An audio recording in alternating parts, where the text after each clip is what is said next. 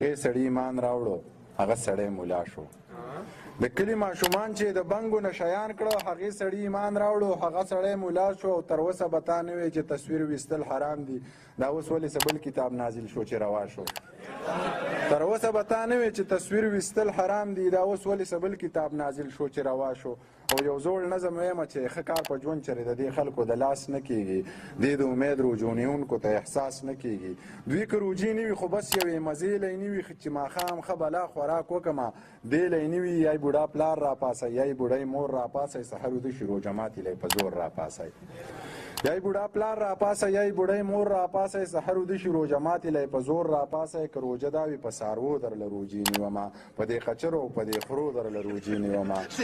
که روژه دا وي په څاروو درله روجې نیومه، په دې قچرو په دې خرو درله روجې نیومه. زمونږ د کلي د ملا هم څو خبرې زده دي، بس د یوسف او زلیخې خبرې ډېرې کوي، د اعتکاف او سرسایې خبرې ډېرې کوي، په لوی اختر د اسماعیل غا واقعه بیان کړي، په سندرغاړي او شاعر پسې خبرې وکړي.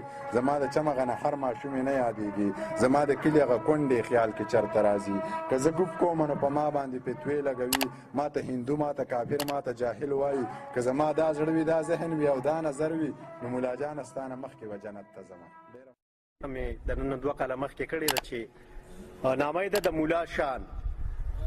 د خدای دپاره نور کلار شه د ملا صاحب نه، سر په سجده شه توبهګار شه د ملا صاحب نه. ته د په سپینه جامه تور داغونه مه لګوه، په خپل ایمان په خپل مذهب ورونه مه لګوه. دی که کاذب دی ریاکار دی، دی که هر څنګه دی، ته د خالق پاک کردګار دی، دی که هر څنګه دی. ته سوی دی د سړو ټکړو د شکور میلمه دی، ظالمه دی خو د الله د ښکلي کور میلمه دی. دی لوږې تندې تکلیفونه تیری، په عبادت کې خپل وختونه تیری. تا صرف خوار غریب ملا لیدلی؟ په دومره خلکو کې دې دا لیدلی؟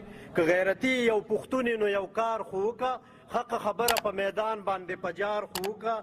چرته جابر چرته په خان پسې څه ووایه ته، په حکومت یا په کاروان پسې څه ووایه ته.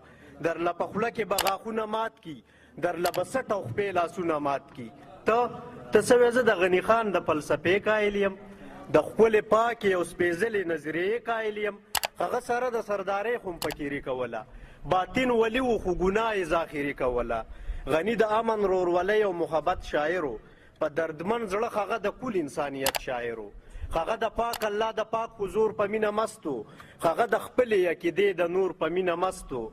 غني له تا داسې نامه ورکړه بدرنګه دې کړو، د مشرکانو په قطار کې څنګ تر څنګه دې کړو. نه د ایمان شته نه مذهب شته نه انسان ښکارېږي، یې په جامه کې د انسان خو لوی شیطان ښکارېږي. په غټو خلکو باندې رد مه کړه کناره کښېنه، د 21مې صدۍ ځوانه په کلاره کښېنه، د 21مې صدۍ ځوانه په کلاره کښېنه. Subscribe to our channel by clicking the subscribe button. Click the bell button and enjoy the latest